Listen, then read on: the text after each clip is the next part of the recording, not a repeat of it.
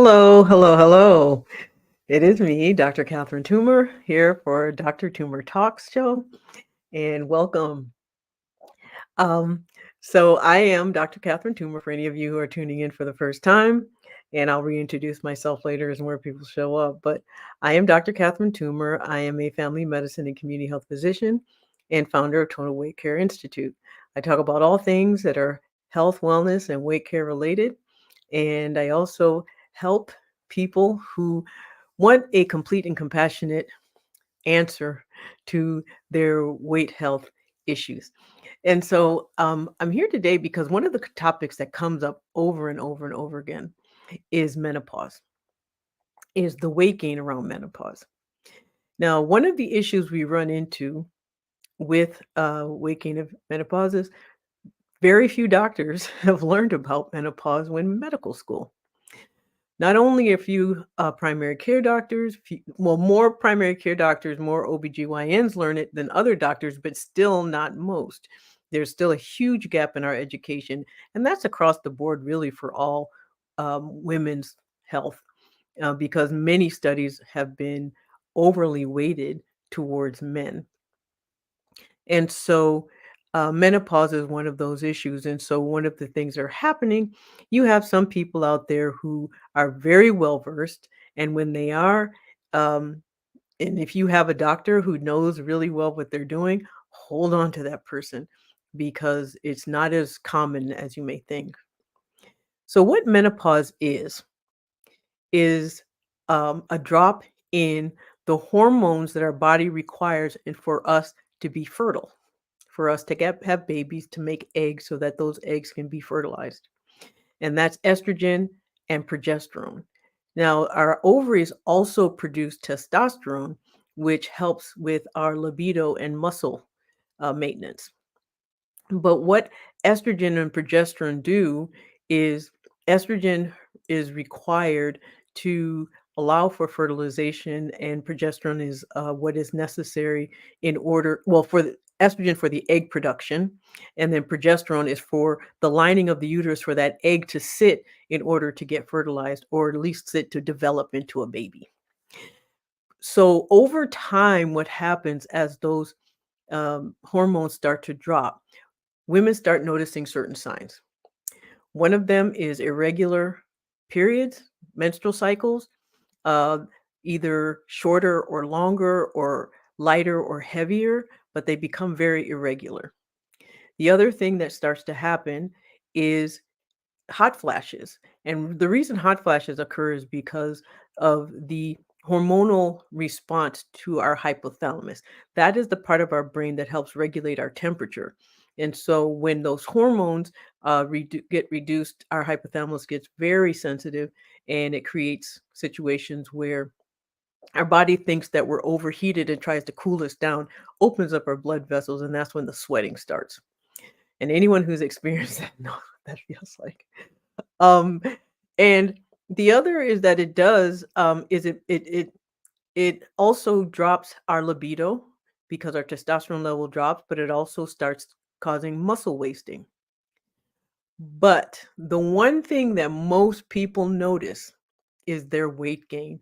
And even if it's not actual weight in numbers on a scale, it's a change in body shape. It's a change in what happens to the size of our body, even if our weight stays the same. And so, cortisol, what happens when estrogen drops, our cortisol level, which is our stress hormone, you hear me talk about that a lot, our stress hormone becomes unopposed and it actually increases. And there's a few things that happen when our cortisol goes up. One, it disrupts our sleep. The other is, and just for those of you who are commenting, I will get to your comments, I promise. But I'm so good at losing my train of thought. I just need to keep going. Um, so hi everyone, thank you for joining me. Um, and so what it does is cortisol. It See, I told you I'd lose my train of thought. So, what cortisol does is it becomes unopposed. It increases in amount, and it becomes unopposed, and it causes all sorts of issues. Now, I've talked about cortisol a lot. It's the stress hormone. and what stress hormone does to the body. It causes insomnia, it causes um, insulin resistance, it causes all sorts of mood regulation issues and cardiovascular issues and small vessel issues. But the one that people notice the most, because it's the one thing that we can see the easiest, is our weight gain.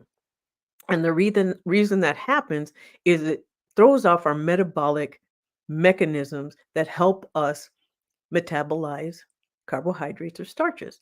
And when we have disruption of our carbohydrates and starches, as I've said many times before, that is how our body produces fat. And usually when that happens, it's not the nice, what's called the subcutaneous fat that our body makes that's right up under our skin, that our body makes to keep us warm, and keep us insulated. It's the visceral fat. It's the fat around our middle, around our organs, and it lowers our organ efficiency. It also produces a layer of fat that becomes a hormonal organ in and of itself by putting out types of estrogen that aren't really bioavailable, but they do cause a lot of issues. The other, though, but with the insulin resistance, because every cell in our body has insulin receptors, when you have insulin resistance, it affects every cell of our body, including our brain. Remember, I talked about when you have insulin resistance, that means glucose, the signal that our brain needs to tell our body what to do, doesn't get into the cells. It doesn't get into the brain. And so the brain tells the body all sorts of odd things to do because it thinks something's off when it's not. So it tells you to tells you to start eating more carbohydrates. It starts causing irritability, depression, anxiety. And then, of course, and then it starts sending all these strange messages to the rest of the body, telling what our gut to do, telling what our hearts should be doing, our kidneys, and all the rest. And so, keeping cortisol levels down is extremely important. Um, and so, these are the reasons that it's important to understand what menopause does. And it's important to understand that it's not as benign as some people may make it out to be, as if, oh, it's just normal passage of time, which it is, but that doesn't mean it doesn't cause some issues, especially in the Western world where a lot of the foods we eat, a lot of the preservatives, and a lot of the plastics that we eat our food in or packaged in are what are called not necessarily bioidentical, but they're hormone disruptors. That's the best way of turning it. They disrupt our hormones in a way so that our body does not react the way it's supposed to. And so when we go through menopause, often the effects it has on our end organs, particularly our heart and our cholesterol, and which, because our liver is one of the issues that one of the organs that gets affected, it really causes us a lot of problems. We have higher rates of heart issues when we go untreated. And so that brings me to my next point. I talked about how the cortisol makes your body produce fat because of the insulin dysregulation and the glucose dysregulation. But it you can stop it and you can reverse it. It's not something that you just have to suffer through because of, what your really what many of us doctors kind of make women go through. I went through it myself. So the easiest way is hormone replacement. Now, there are some contraindications for hormone replacement, particularly family history of ovarian cancer, breast cancer, and others. But that's a discussion you have with your doctor around whether hormone replacement is appropriate. Now, keep in mind there are different types of hormone replacement. There are topical hormone replacement that are just vaginal. There are, uh, pill that have become systemic. There's also estrogen, there's progesterone, and there's testosterone. And any one of those, preferably estrogen, if you still have a uterus, you want to make sure that you also have progesterone as to oppose the estrogen so that your uterus stays working properly and also doesn't cause any type of lining issues. But that's again something you talk to your doctor about. So, hormone replacement is number one. And there are different ways of doing this. There are different types of doing this, of types of delivery mechanisms. Topical, you can do patches, you can do vaginal inserts, or you can take pills. But those are discussions you should have with your doctor.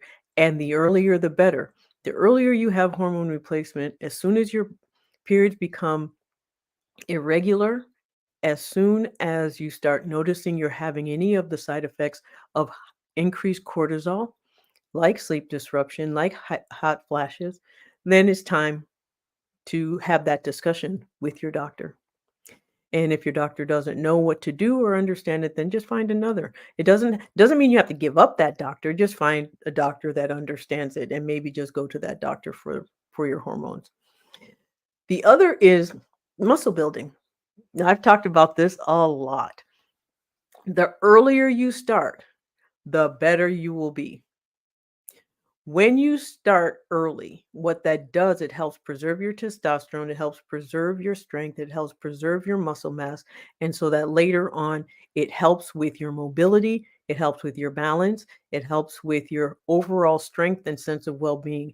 Your independence later in life is dependent on your muscle building now. And I'm going to repeat that.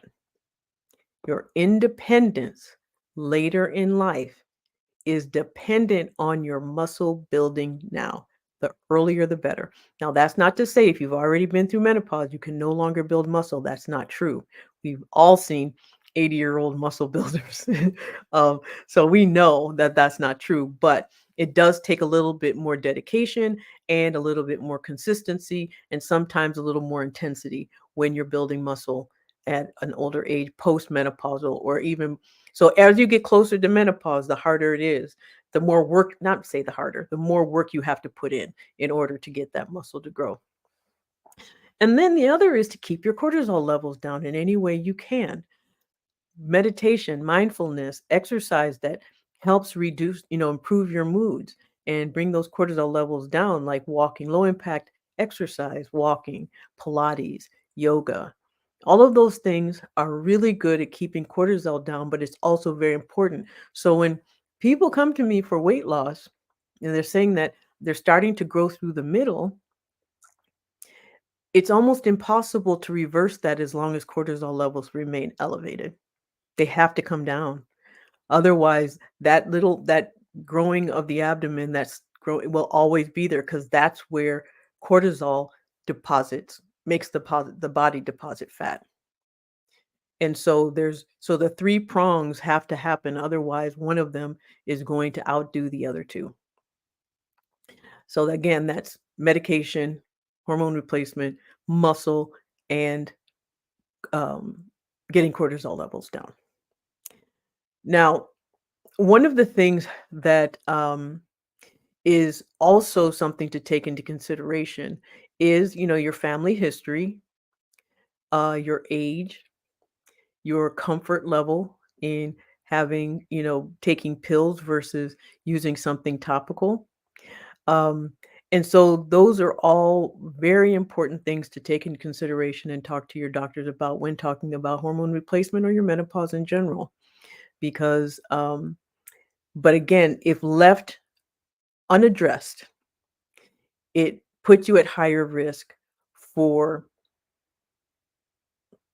estrogen-related fat production, which is not a good estrogen-related fat production. It's not the bioavailable estrogen. The other puts you at higher risk for cardiovascular disease, for heart attacks, for strokes.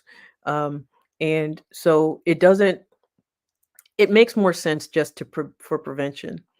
Um, but one of the issues we also run into is that, excuse me, we have a limited opportunity to treat in other ways. One of the things that I have been doing, and it is something that I'm sure will one day become standard of care, but it is not, and it's something I do off label, and that is I use GLP-1s for women because right now it's so rigid in our what can I say? The guidelines for when GLP-1s can be used are very, very rigid. It's based on BMI and it's based on hemoglobin A1C. However, when someone has polycystic ovary syndrome or they have menopause, we know they're in insulin resistance. We know that they have glucose dysregulation. And unfortunately, sometimes our hands are tied in being able to use any type of medication to correct that. Um, Metformin can be helpful, although I find that GLP-1s work far better, low dose. So, um, I'm going to go through some of the questions right now. And for those of you who are joined and didn't know who I am, I'm Dr. Catherine Toomer, family medicine and community health physician and founder of Total Weight Care Institute. And good afternoon. Hello, Patricia. Hello, Tawana, Dr. Gilliard. Um, Kristen, thank you for all for coming. Shamika, Chris, and Jennifer. So Kristen says, "Hi there. Finally started Zepbound yesterday. Slight nausea, a little tired, but nothing like Wegovy so far. Good. It usually is. I just find that the side effects for the tirzepatide, which is what Zepbound is, versus the Wegovy, which is the semaglutide. Semaglutide just tends to lend itself to higher side effects, um, and for whatever reason. Jennifer says, my primary physician has not allowed HRT. I've asked. I'm now 60 and having issues. Listening to you and others has led me to seek a menopause specialist. I go early next month. Thank you. Great. Um, you know, I'm sorry. That's all I can say. I'm really sorry because you should have been asking.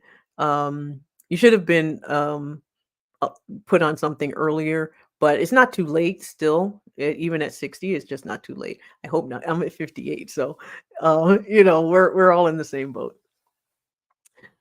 Kristen said, "When I listen to you, it makes me feel like I'm doing the right thing." Praying this is my answer.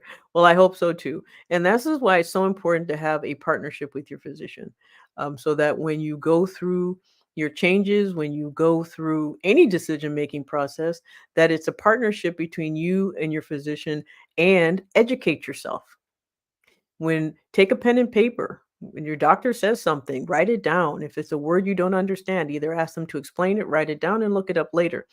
um, Always do your own research. Now, of course, Dr. Google is not always the best, but it will at least help you figure out um, different ways of advocating for yourself and maneuvering through the system.